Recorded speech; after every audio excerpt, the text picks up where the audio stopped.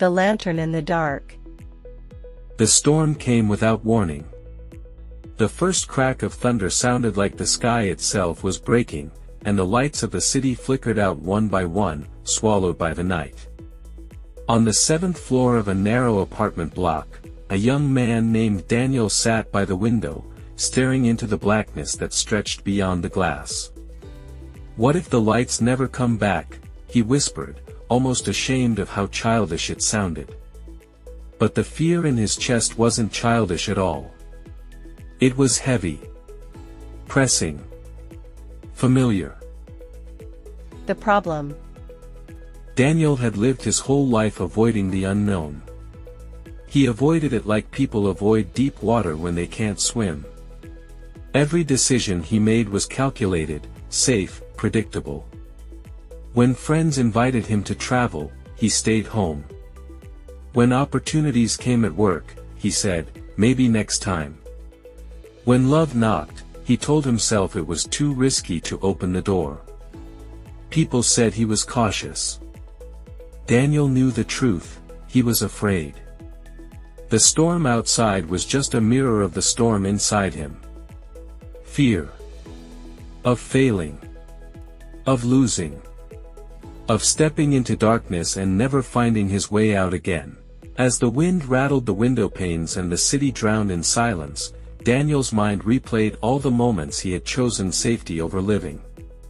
He saw years wasted like pages of an unread book. "What if I die with the story of my life never told?" he thought. The stranger. A knock at the door. Daniel froze. Who would visit in a blackout, in the middle of a storm? The knock came again, louder this time. Reluctantly, he opened the door. There stood an old woman in a soaked gray coat, holding a small lantern that flickered with a trembling flame. Her eyes were sharp but kind, and they seemed to look straight through him. "Power's out," she said calmly, as if stating the obvious. "But you look more afraid of the dark than of me."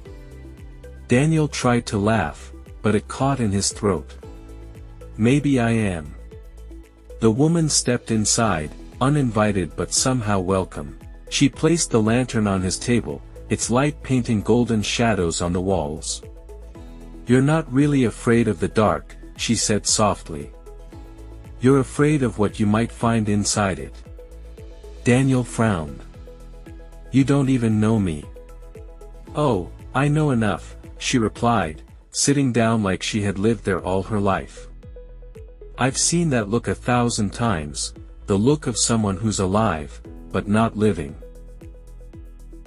The journey inward. For hours, the storm raged, and the woman spoke. She told stories, not of heroes or kings, but of ordinary people. A fisherman who feared the sea until the day he almost drowned, only to realize the water was both enemy and friend. A teacher who lost her voice and discovered the power of silence. A child who feared monsters in the dark, until he discovered the monster was only his own reflection, waiting to be embraced.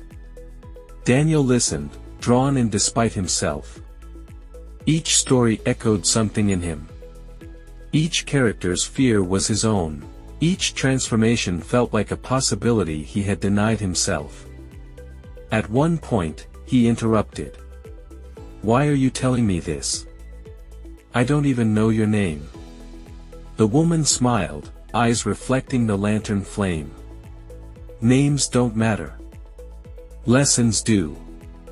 Her words sank deep, stirring something Daniel had buried, the faint but unkillable hope that life could still change. The turning point. The storm reached its peak at midnight. Windows shuddered, thunder cracked, and Daniel felt the walls around him tremble.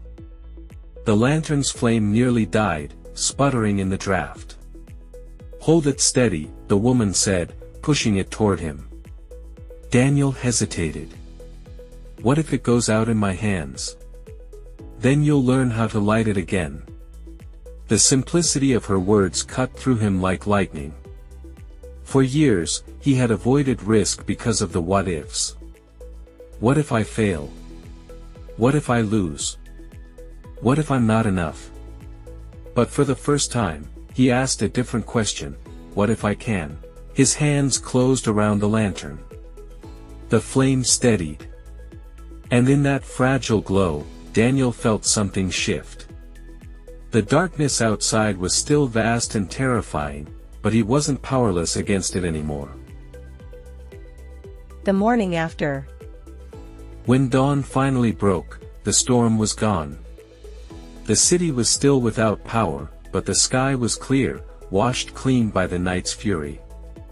Daniel looked around his apartment. Empty. The woman was gone. Only the lantern remained, burning faintly, though no oil seemed left inside it. For a moment, he wondered if she had been real at all. Maybe she was just a dream conjured by his desperate mind. But when he lifted the lantern, it felt solid, warm, undeniable. Daniel stepped outside for the first time in months without hesitation. The street was wet, the air fresh, neighbors cleaning up debris. Life was moving forward, and for the first time, so was he. He didn't know what he would do first: maybe book that trip he had been afraid to take, maybe call the woman he had pushed away, maybe apply for the position he had always said was too much responsibility. But he knew one thing: fear would no longer be the author of his story. The lesson. Life will always bring storms. Darkness will always fall. Fear will always whisper, what if you fail? But courage is holding the lantern anyway. Courage is stepping into the unknown, trembling but determined. And sometimes, courage is nothing more than a single decision: to live, not just to survive. Daniel's story is not finished. Neither is yours. So, the next time the storm comes, and it will, remember the lantern. Hold it steady. Let it guide you, even when the path is unclear. Because only those who dare to walk through the darkness ever discover how bright their light can shine.